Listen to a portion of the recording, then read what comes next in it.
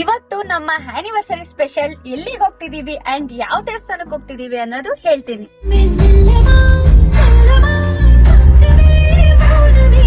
ಹಾಸನಿಂದ 15 kilometre ಇದೆ. ಇದು ಬಂದು ಸೀಗೆಗುಡ್ಡ ಅಂತ. ಈ ದೇವಸ್ಥಾನದ ನೇಮ್ ಬಂದು ಮಳೆ ಮಲ್ಲೇಶ್ವರ ಸ್ವಾಮಿ ಅಂತ. ಈ ವಿಡಿಯೋನ ಲೈವ್ ಅಲ್ಲಿ ತೋರಿಸ್ತೀನಿ, ದೇವಸ್ಥಾನ ನೋಡಿ.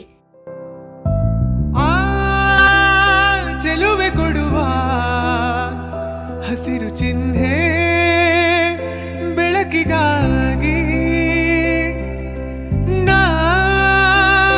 ಓಡು ರೈಲು ಬದುಕಿನಲ್ಲಿ ಅವಳಿಗಾಗಿ.